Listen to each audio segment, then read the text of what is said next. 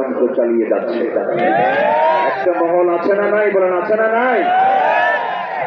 এবং তাদের মুখ থেকে বের হয়েছে দীর্ঘ 16 বছর ইসলামে কোনো রাজনীতি নাই, ধর্মভিত্তিক রাজনীতি নিষিদ্ধ করার জন্য তারা বহু চেষ্টা করেছে। শেষ পর্যন্ত এই দেশে আরো বহু ইসলামী দল ছিল, 51টা দল ইসলামী, আরো তো নন ইসলামী দল আছে। এতগুলো দলের ভিতর থেকে শুধু 5 অগাস্টের 4-5 দিন আগে একটা দলকে শুধু নিষিদ্ধ করা হয়েছে। জানেন আপনারা? জানেন না? যে দলের মূল কথা হলো পৃথিবীর সব কিছু চলবে হলো ইসলাম দিয়া। কি দিয়া বলেন? ইসলাম দিয়া। এখন প্রশ্ন হলো, আরো তো ইসলামী দল আছে, ওগুলো কেন নিষিদ্ধ হলো না? প্রশ্ন কিন্তু এই যায়, এতগুলো দল থাকার পরে, নন ইসলামী দল থাকার পরে একটা দল কেন নিষিদ্ধ হলো? অঙ্ক কষতে হয়। ওজন ঠিক করো, অঙ্ক ঠিক করো। দুনিয়াতে যারা অঙ্ক ঠিক আছে, আখিরাতে তার জান্নাতও ঠিক আছে। এই অঙ্কগুলো বুঝে নিতে হবে।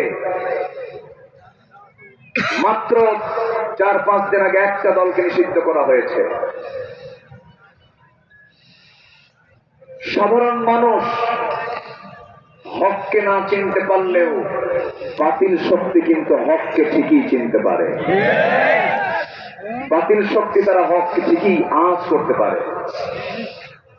সম্মানিত বন্ধুগণ, সম্মানিত ভাইয়েরা, দীর্ঘ 16 বছর এই দেশে বহু ইসলামী দল, বহু আলেম ওলামা বিগত সরকারের তেলবাজি করে, তেল মেরে অনেক সুযোগ সুবিধা গ্রহণ করেছে। বাইতুল মুকাররমের খতিব হয়েছে। সম্মানিত বন্ধুগণ,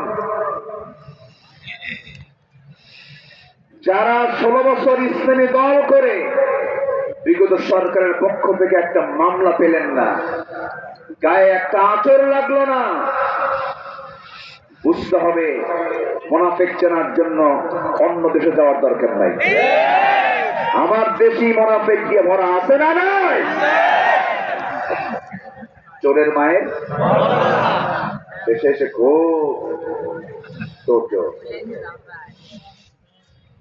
আবার রংপুর ভিত্তিক একটা দল আছে, বলল হাসনাত আব্দুল্লাহ আসতে দেওয়া হবে না, সার্জিস আসতে পারবে না।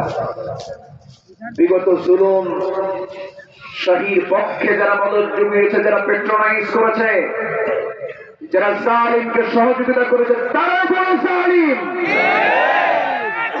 শত্রু চিহ্নিত করার দরকার আছে না নাই? আসতে বলবেন না, আছে না নাই?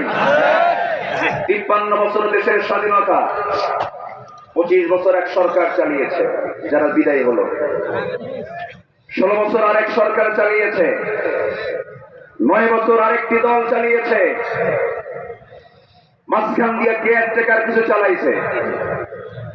সব থেকে শেষ আগামীর দেশ আমরা দেখতে চাই কোরআনের দেশ। রাজি আছেন কারা কারা? হাত উঁচু করে দেখান।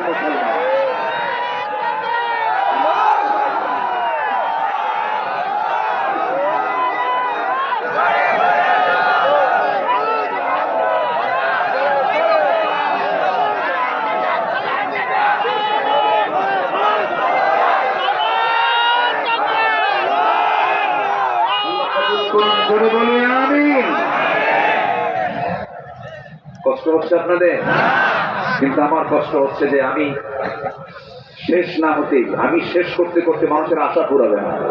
মানুষ কিন্তু আসবে, সবার শেষে এসে যে আসবে বলবে হুজুর কি ওয়াজ করলো, আসবে কিন্তু সবার শেষে।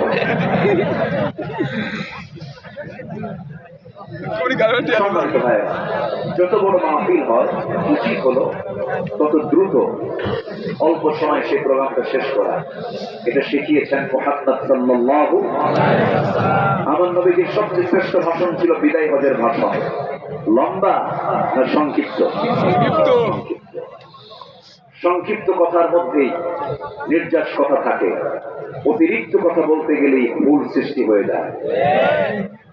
যে কোনো কথা লিখিত হলে আরো ভালো হয়, অলিখিত কথা আরো ভুল হয়। আমার দেশে তো বক্তৃতার কোনো কন্ডিশন নাই, যে জানতে পারে না কে কোন দিক দিয়ে এলো কথারই মারে। মাঝখান দিয়ে একটা তাহিরি আসছিল, এর নামটা নিতে আমি কি বলি আর মানুষ সাধক সংখ্যা। আল্লামা কামাল উদ্দিন জাফরির মতো মানুষের বিরুদ্ধে সে কথা বলেছে। আল্লামা কামাল উদ্দিন জাফরি, গত পরশুদিন আমার একটা ব্যক্তিগত প্রোগ্রাম ছিল, উনি আমার মাহফিলে আমন্ত্রিত হয়ে এসেছিলেন। উনি সেই ব্যক্তি, যদি এদেশের 3 জন আলেমকে যদি কাউন্ট করা হয় তার নাম আসতে হবে। ওস্তাদুল আসাতিজা তার বিরুদ্ধে কথা বলেছে, বিরুদ্ধচারণ করে তাকে নেগলেন্সি করে কথা বলেছে। দুটা হারামাইনের তিনি সদস্য, জামিয়া ইসলামিয়া যেটা, জামিয়া মদিনা যেটা মদিনা ইউনিভার্সিটি, সেটারও তিনি সদস্য। তারপরে রাবেতা সহ বহু আন্তর্জাতিক ইসলামী সংস্থার সঙ্গে তার সম্পৃক্ততা আছে। একজন সফল একজন ব্যক্তি হচ্ছেন আল্লামা জাফরি।